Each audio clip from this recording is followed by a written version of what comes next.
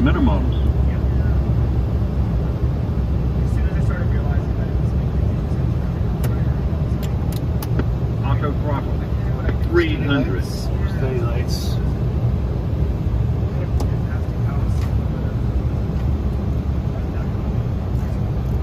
200. On speed.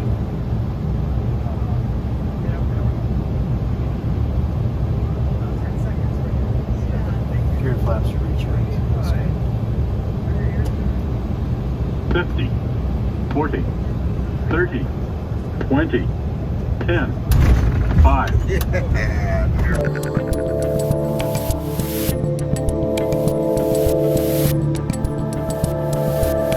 That was 1 year ago tomorrow, people, on December 17th, 2021, when we landed in the free state of Florida. And I have to say that this has been, well, without question, the best year of my life, in that we have 2 new babies over here and life's good in the free state. But it has also been the fastest year of my life. I cannot believe how much has changed in just a year. It's absolutely wild.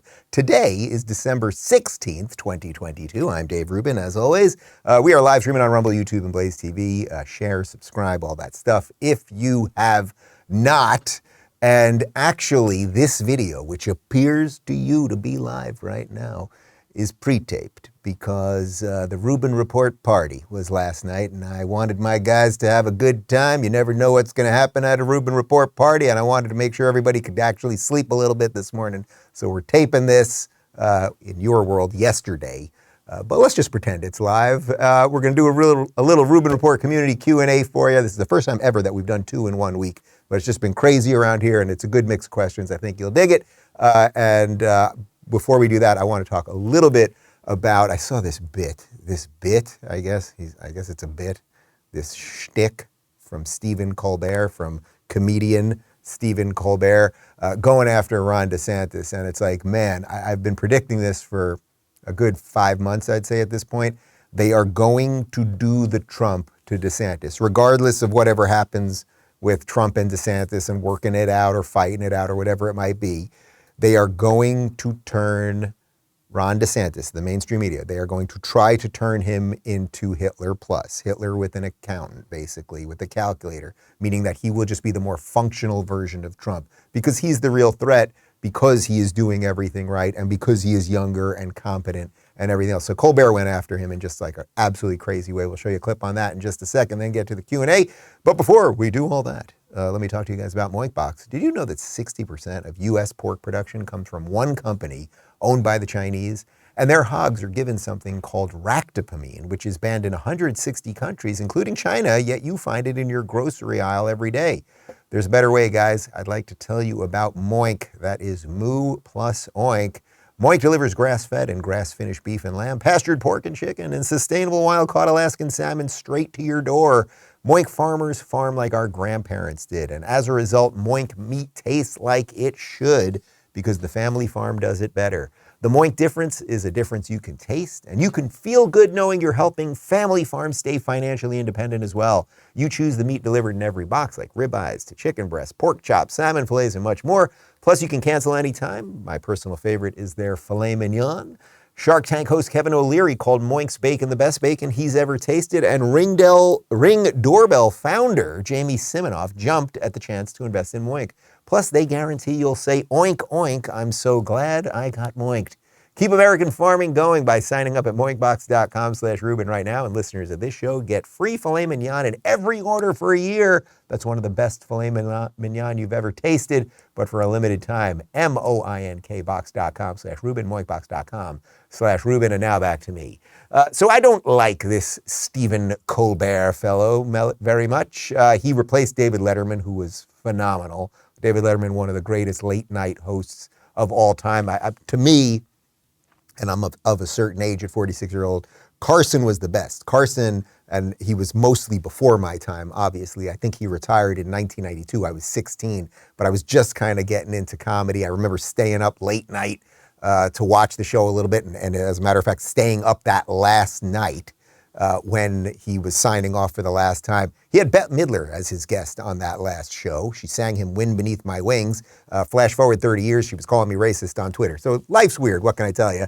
But Colbert has taken over for Letterman, and he's just an absolute partisan hack. You may remember my conversation with Bill Maher from Club Random Podcast a couple of months back, where we were talking about Colbert, and I said, he just gives the machine whatever it wants, right? If the machine wants you to be for vaxxes, he'll dance with a little vaccine hat on. He just gives whatever is politically correct. He calls everyone racist, all of that stuff. And now he's going after DeSantis. Of course, he's always going after Trump, but now he's moving it on to DeSantis because I think he sees what the future is. Here is I suppose we call this a comedy routine by Stephen Colbert. A new Wall Street Journal poll says that in a hypothetical GOP primary matchup, DeSantis beats the former president 52% to 38%. Yay? Also maybe boo? It's hard to know who to root for here. It's like a poll between gonorrhea and a slightly more racist gonorrhea. This is apologies to gonorrhea. This is all because, what with the insurrections and the Hitler dinners, only the most conservative voters are still backing the ex-president, while DeSantis is trouncing him with voters who consider themselves only somewhat conservative. Basically, the folks who don't support gay marriage, but think Andy Cohen does a great job handling those housewives.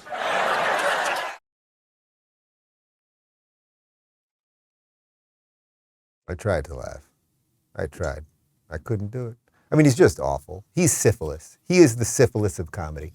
Stephen Colbert, you're the syphilis of comedy. He's just absolutely awful. And you can see what the move is. You can absolutely see what the move is. DeSantis will be Trump, but worse. He's functional. Trump was just an idiot. So if anything, he's kind of coming off as pro-Trump there, right?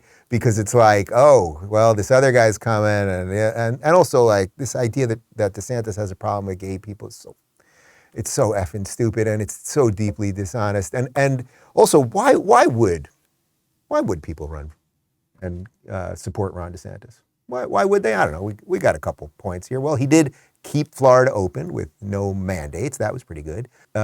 Implement numerous tax holidays to make sure that people would be struggling a little bit less during this economic downturn. Crime in Florida has completely cratered virtually everywhere. That is a little bit something to do with him backing law enforcement. He rebuilt the Sanibel Causeway and did incredible stuff down in Southwest Florida after Hurricane Ian. He expanded school choice for Florida's families. He provided $70 million to bolster programs aimed at equipping dads with parenting resources to help foster youth. And he gave parents the right to know what kind of education their kids are receiving. That is just a small amount on top of this massive COVID move that he's making, where they are going to actually have a grand jury to look into what Fauci and the CDC did and everything else. I know all of that freedom is scary, and he's not coming for the gays or anyone else. Actually, the governor sent us 2 onesies for the babies when we announced that we were having kids. You people are just absolutely ridiculous. The syphilis of comedy, Stephen Colbert. All right, let's get to a Rubin Report Locals.com community Q&A. Lawrence says, I'm originally from Jersey, but living in North Carolina. I have no desire to live in Jersey again, but when I visit family, I will take time to drive by places I used to go, often remarking how great it used to be, but no longer is. When you go back to LA, do you drive by your previous house and haunts and maybe feel a bit nostalgic for how it once was? No. I've been back twice in the year since we moved from LA. And first off, when you go there, everything here in Florida, and I'm in South Florida, obviously Miami area, it's so lush and alive. Literally, there was there was a gecko in my shower this morning, just taking a steam in my shower. I posted a picture of it on Twitter.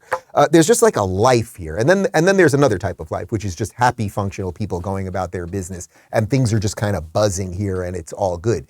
It is so deeply depressing in Los Angeles. The people do not look happy. The amount of masks, the misery, everyone just kind of walking with their head down. And it doesn't feel lively either, right? I mean, it really is a desert there, and just nothing like looks lush and alive and any of that. But when Phoenix and I went back a couple of weeks ago for the Bill Maher podcast, and we did some stuff with PragerU, PragerU is about maybe 3/4 of a mile from where my old house was. I loved that house. It was the most beautiful. I could have lived in that house the rest of my life. It was just in the wrong state. But I just had no desire to go back. I felt no attachment to anything. I didn't miss anything there. I didn't go out to restaurants for the last 2 years. So there was no restaurant I missed. There was no store that I missed, or there was really no person I want to see. I mean, I do like Prager, obviously. I like Dennis and the PragerU people. I like Adam Carolla, who's the other guy that I like, and I like Larry Elder. I'm trying to move them all here. I literally send them all listings on Zillow and Trulio all the time. But no, I don't feel any nostalgia for it. I don't miss it at all. And it's like, in a weird way, when I see these stories about LA wants to, bring back mask mandates, I'm kind of for it. I don't mean that in like, I want to punish people. I mean it like, the only way you will ever change is if you get rid of these people, and you'll only get rid of these people if it gets that bad. So, is what it is. Quinn says, Dave, what is your least favorite thing about having kids? Damn. Man, we're not even 5 months in over here. My least favorite thing, look, I mean, the sleeping thing obviously is some level. I'd say one thing, like as sort of clear and clean and honest as I can possibly be, which is what I always try to do on the show, but it's a little different when you're asking me about the kids. We had a really great life before kids. We have a great life now, but I do sometimes miss like a little bit of like the flexibility of my previous life. Like I haven't been able to just like lounge in the pool on a Sunday lately. Cause like on a Sunday, it's the two of us and the two kids, and like somebody's pooping and crying and screaming. And every now and again, that's one of the kids. So yeah, I got you that time. So I do miss a little bit of what our life was. Like, I know it's so much more fuller now, and the picture is brighter and higher contrast and more everlasting now and all that stuff. But like, there is some piece of that. Like, for these last couple of years, I've had a very charmed life. I've kind of done what I've wanted to do when I've wanted to do it, and I've built good things, and I work with great people, and we have good friends, and so we haven't seen people as much. It's like we're having less dinner parties, that sort of thing. So it's not even about the least favorite thing, because the stuff that involves them, it's good. Even when I'm getting spit up on, it's all right. It's all right. Let's see. Nick says, can you please explain how so many people seem to agree that the presidential candidate, Gavin Newsom, is one of the most objectively good-looking men in America? Even before his hair turned gray, his hair gel game never even compared to yours. Thank you. Thank you very much. For the record, this is 2 types of spray. There's a dry texturizing spray and a super fine hairspray. It's a lot. I'm inhaling a lot of that. David thinks it's either going to kill me or it's preserving my insides. I'm not sure which one. I don't find him attractive. He looks like just like an evil, smug douchebag. Like if you Googled evil, smug douchebag, can you Google evil, smug douchebag right now? Like, I'm pretty sure Gavin Newsom will pop. I got all you Googling it. That's good. I'm pretty sure it's going to be Gavin Newsom. Like, he just, he reads as American Psycho. Like, he's just a bad dude. I don't like him, but I know what's her name? Sunny Hostin on The View finds him very handsome. So good luck with that. Amy says, should Sam Bankman-Fried be worried about meeting Jeffrey Epstein soon? I'd be more worried about meeting the last people that Jeffrey Epstein saw. That would be a bigger issue. Yes, I think it is very likely that he is going to accidentally, a camera is not going to work, and he's going to slip on a puddle or somehow something. Like, this guy knows too much, something about this story. And I'm not a conspiracy theorist, but everything's a conspiracy these days. It's like something about this story reeks. We've shown you that compilation video a couple times of like the media just absolutely filleting this guy over and over. How he got in with every celebrity, how they were giving every politician on both sides, though mostly Democrats, second largest donor, all of this cash. Something about this reads like it's so connected to just the general state of craziness.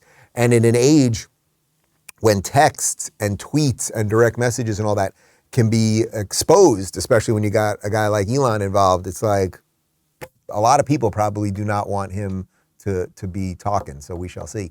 Patty says, Dave, when the study of Fauci begins, can I be there for the lobotomy?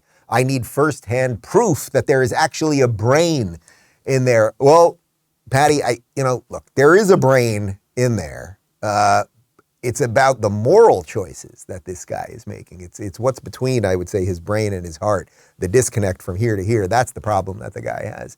It's funny, I said on the show a couple days ago that I don't know that he's like inherently evil. Like, did he devote his life to all of this to do evil things? And sure, he did do that study where he locked dogs down, put their heads in a bag and let maggots eat their faces off. I don't love that. And I'm not sure what science he was trying to get to on that one. But like, was he like profoundly evil when he started doing research about AIDS in the 80s and then everything with infectious disease? And then you could say, well, he got drunk on his power and he got into this gain of function research where we started, in essence, gaming these viruses to do more and do different things and study them and try to keep them in a lab, but you never know what happens when that door swings open and all of that stuff. So I don't know that he's purely evil, but I would say this actually. I would say at this point, his level of dishonesty relating to what his previous actions were when we have videos on all of those things, that I would say is pretty much evil. Like the way he's going out in this blaze of glory as if he had nothing to do with any of this stuff, and where he literally sits there and basically tells you that China's zero COVID policy is kind of okay. You wouldn't want to do it forever, but you do it for a little while. It's like there's something evil about all of that. But yeah, the lobotomy of Fauci, people would watch. I'd pay. Sweetwater says, are you a fan of desserts or do you usually skip it and go for a drink or tequila? I don't love the sweets. But I do love ice cream. So I guess that ice cream obviously is a type of dessert and it's often I love, you give me a nice mint chocolate chip, a nice mint chocolate cookie. I like the mint flavors. Like a peanut butter ice cream, something like that. Oatmeal, oat milk ice cream has been working for me lately. There's a good place not too far from here. But tequila at the end of the night will always be fine. But for the Rubin Report holiday party, we got some sick ass donuts. You guys know we're going to be eating some crazy donuts tonight, which as these people watch, it's yesterday. It's a whole time warp around here. Aliza says, what is worse, The View or CNN? Ooh, that's tough. I mean, The View is just like an endless onslaught of everything decent and good in this world. Like that these women sit there and they all agree and they bring on the fake conservative to agree with them and that they're so wrong about everything. And the one that kills me is Joy, because I was sort of friendly with Joy when I lived in New York City and we lived a couple blocks away. She did my radio show a couple times. I would see her and her husband Steve on the street and we would chat and say hi to Emma, our dog at the time. And she wasn't a bad person, but politics makes everyone crazy and it has a way of making leftists particularly crazy. Because if you only believe in like what's happening right now and then what's happening right now happens to be nutty, you will go nutty with it. So listen to her, someone who I kind of liked and respected. Maybe we had some differences, doesn't even matter.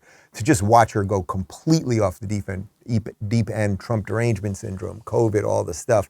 That one's been tough. So the fact that show is just like that, a certain set of people just religiously watch that and think they're watching something sane seems dangerous. As for CNN, I mean, CNN's awful too, but CNN has really become the brunt of a giant joke now. I mean, if anything, I think we could thank CNN for being so bad, because I think that has red-pilled an awful lot of people, right? So many people now see how patently partisan CNN is, that I think it's actually woke up a lot of people and people are tuning out and turning into shows like this, and I guess that's probably a net good. Mike says, hey Dave, I know you've always been a tequila type of guy, but now that you've officially registered as a Republican, have you thought about when you're going to transition to brown liquor? Look, I get it. Conservatives, you meet a guy that's a conservative, he wants you to know that he's a guy. And how does he prove he's a guy? He drinks brown liquor. Does it taste horrible? Yes. Does he say he likes it? Yes. Does it get him drunk? Yes.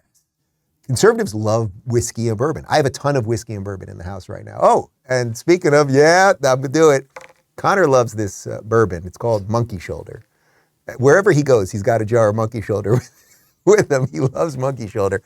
I don't like whiskey or bourbon. I just don't like it. I like the smooth, delicious taste of a beautiful reposado or an añejo. That's what's for me. But I respect the conservative who says, I drink whiskey or bourbon, I smoke a cigar, and I have hair in places that nobody should have hair. Spike says, hi, Dave. When do you announce the Cali Jar winner? Good question, Spike. We are going to announce it next Friday. So next Friday will be our last show of the year. Obviously, giving everybody some time off for Christmas, and I got a ton of family coming here, and everybody else is going home to do their holiday thing. So we will announce the Cali Jar winner. It will be somebody in the Locals community, and a whole bunch of you have been submitting all sorts of interesting, somewhat often funny requests about why you're deserving of the money, and I'm going to throw in some extra money. We're going to post about it again next week, so we make sure that we don't miss anybody. Because the posts have been just flying in on who thinks that they deserve the cash to get out of California and to move to the free state of Florida. If you want to get in on that, join us at rubinreport.locals.com. Ski says, do you think the first thing the new Congress should do is tackle the corruption inside the FBI? How will we ever get any real investigations, prosecutions of all the corrupt politicians and the woke CEOs colluding with the government? Do you think it's even possible to clean up the FBI at this point? Thanks for being a sane voice in an insane world. I actually do think it's possible, right? I think Trump had all of the right ideas related to the swamp and the permanent state that just exists no matter what, of unelected bureaucrats that just are kind of in all of the halls of power in DC. It was not something that we all talked about before. If you remember when Trump originally said deep state and everyone said he's a crazy conspiracy theorist, but now we all accept that these bureaucratic giant institutions, CDC, NIH, whatever is going on behind the scenes in the intelligence services, that these things last over this administration, that administration, et cetera. So I think it is possible to disassemble some of it. The question is, and I think this is going to be a question that pops up more and more over the next year or so, is, okay, Trump shined a light on it. He didn't do anything about it when he was president, but it was first time in, and I think he was a little over his head, as anybody would have been. It was really hard to staff and everything else. Is he the guy to come back in and really continue that work, or is there someone perhaps with a track record that is better? And obviously you know who I'm talking about. That would make sense, like he's got the right team around him. Like the question that I think Trump really has to answer still is who's around him now? Who's around him now? You know, a couple days ago, Trump had this announcement on Truth Social that he had a huge major announcement coming the next day. And people were like, well, what could it be? Is he going to announce his new foreign policy, or that he's doing this or that, or, you know, something? And it was like, he's selling NFTs on his website for $99 a pop.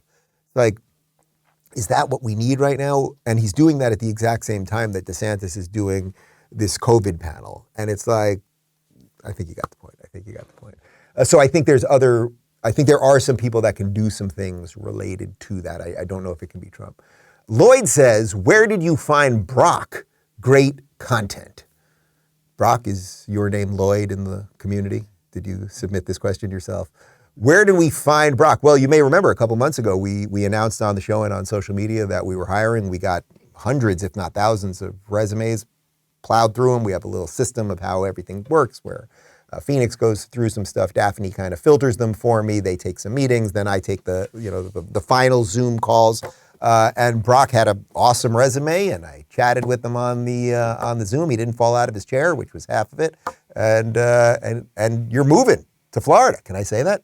I just announced it. I don't know. Yeah, all right. He's moving to Florida. He's here right now, visiting, just checking out some stuff. But he's moving with his, can I say, yes, fiance. Yeah, so far, so good. And I'm going to call you Lloyd from now on, because clearly you're Lloyd. Me says, the amount of hate directed at DeSantis on Twitter is unbelievable. I watched his roundtable on the COVID shots and started reading comments before I couldn't take it anymore. Do you see that hate represented at all on the ground in Florida, or do you think it's mostly trolls and bots on Twitter doing this? I don't see it anywhere. I don't see it anywhere here. Even the people that, so I'll tell you something. I play basketball with a bunch of guys. I knew one guy. I was invited to this weekly game, and I'm playing ball with these guys, and they're all good guys, and it's about basketball. Like, we're not sitting there having roundtables about politics. Anyway, I started chatting with one guy, and it became fairly obvious that he was a lefty. He didn't know who I was, and then I started asking a little bit more, and it seems like they're all kind of lefties. I think they're like a little more old school Democrats, or they're like Florida Democrats. I guess that's the point. So they're not like completely bananas insane. But my point is that even the Democrats here, and there are some bad ones, I would say, like a Charlie Crist type, but even the Democrats here are a little more moderate than what you would get of let's say, a Democrat in San Francisco, or more broadly Cali and parts of New York and Connecticut and all that kind of stuff.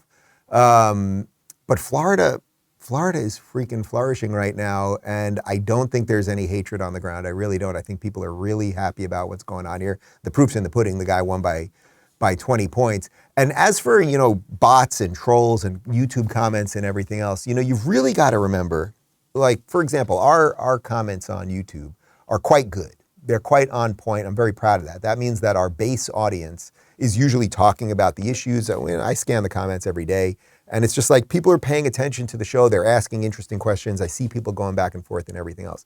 But what you have to remember when you see a video that has a ton of hate, let's say a video has 100,000 views, right? 100,000 views.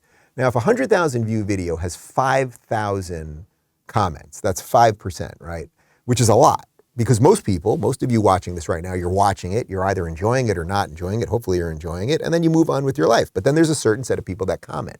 So it's a self-selected group of people, and then the people that comment, for whatever reason, as a general rule, and it's actually not happening that much in our community, they tend to be angrier. And the more crazy that you write things, the more likes that you'll get, the more responses that you'll get, and then you'll start fighting with people. Then the average person looks at the comments, and they go into the comment section, and they're like, man, I guess people really did hate this video, or I guess people really do hate Dave, or whatever it might be. And it's like, well, actually, that's a self-selected group of 5% of the people. 95% of the people probably watched it, enjoyed it, and moved on with their lives. So the focus on the bots and the trolls and the anonymous comments, I know why we all do it, and we think it's indicative of something bigger. But I actually think that the more important number to look at is the amount of people that watch and don't comment, that just watch and go, oh, I kind of agreed with that, kind of didn't agree with the other part, but hopefully I'll come back. Carlton says, can you give us a group picture of you and the team of Rubin Report tonight? Will you guys be willing to be in a photograph? Everyone's willing to be in a photograph, at least the people in this room. So yes, there will be a Rubin Report team picture taken this evening, posted at rubinreport.locals.com. Cassie says, my brother is a gay man who has run radically to the left because he thinks conservatives hate him. He very much buys into the idea that LGBTQ plus being a unified community, although I'm not sure he's heard any arguments suggesting otherwise. I love your advice on how to have the best relationship. Oh, I'd love your advice on how to have the best relationship with him, since this has really thrown a wrench in our siblinghood. It sucks, and I'm sorry you're going through it, and I've heard this from a million people, and it's also like the obvious reason why these group identities, these collectivist identities are so dangerous. The simple truth is a gay man has no more in common with a trans person than a straight person does. It's just the truth. A gay man doesn't think he's in the wrong body. You're talking about attraction versus identity. They've just combined all of these things, and they've done it in such a dangerous way. As I've talked about many times, and I've mentioned with a few guests, if you took a little 7-year-old boy who was effeminate and liked playing with Barbie instead of G.I. Joe, these days, the entire machine around them would be encouraging them to transition, when most likely they will just turn out to be a hopefully functional gay person and live a fully actualized life like anybody else. That would be the hope. Maybe they turn out to be straight. There are straight guys who are effeminate, and there are gay guys who are straight acting, etc. So as to what you can do with that, maybe try sending him one of my videos, listening to some of this stuff. Like, who would want to be, I don't look at the people that work for me that happen to be straight, and my base thought is they're straight. They must represent straight people. But there's this weird thing that happens with gays, or it's a weird thing that happens with all minorities in general. But imagine thinking that your political ideology had to be deeply tied to what your sexuality was, how depressing that would be. And in a weird way, it's like when the Democrats, Chris Rock does a bit about how the cops need a certain amount of crime. And the Democrats need a certain amount of hate. The Democrats need the idea out there that somehow conservatives or most Americans hate gays and hate trans people and hate this and hate that. Because if they don't have that, if they don't have that idea out there, by the way, it's just an idea, it's not a reality. If they don't have that idea, well then a gay person might be like, let's see, I'm equal, I have equal rights, I have a job, I like to have a family and own a car and a house and pay a mortgage. I'm going to have to make some decisions politically on my own. I'd maybe like to vote for lower taxes. Boy, the Republicans generally are for lower taxes. My foreign policy, I'm not really that into wars and endless spending on things. That does seem like more of a Republican ideal these days. So they need to keep you focused on your identity. They need black people to think that conservatives are all racist, and they need you to think that you need to be on the government dole. Otherwise, you would realize you don't need them. And that, ladies and gentlemen, is what it's really all about. Tony says, what is something in the new year that you're looking forward to? Well, look, this has been a great, as I said, it's been an absolutely great, life-changing year. We've got some big announcements. I think we're going to at least tease 2 announcements next Friday. But we got some big things coming in the year just in terms of the show and everything else. And more than anything else, what I want for 2023, I mean, we brought 2 new lives into this world and into this home. I just want to make sure everybody's happy and healthy, and we keep doing that. I think we're going to do a little more travel. I'm going to try to take the show on the road a bit more. I think we might do some international stuff probably in the spring of 2023. And just keep building something good that feels valuable, that when I wake up in the morning, I'm ready to go to work, and hopefully that my team feels the same way, and that we're making a little bit of a dent. You know, like I think more than anything else, it's like if I can make just a little dent in this machinery that has been so calcified against us, if I can be a little bit of a part to wake up some more people and have people take more responsibility for their lives and maybe smile and laugh every now and again when it comes to politics, that would be pretty sweet. If you have not subscribed, please do so at rumble.com/Rubin Report. And if you want to play along during these Q&As and submit questions and possibly get the cash to leave Cali and go to Florida, join us at rubinreport.locals.com. And by the way, I say this every now and again, but you can join the locals community without paying. You can't interact with me, but you still will get push notifications. I'll always be able to contact you if I was to be kicked off Twitter or Facebook or YouTube or anywhere else. So please do join us one way or another. And we've got a couple interviews coming out this weekend, actually. We did interviews with Senator James Lankford and Senator Marsha Blackburn that just in the last day or two that'll come out this weekend. And I leave you with the elderly man pretending to be president. Have a nice weekend. I said at the top of this forum about closing deals, and we've delivered. So let's give you a few highlights from the deal room to the benefits they will deliver to Africa.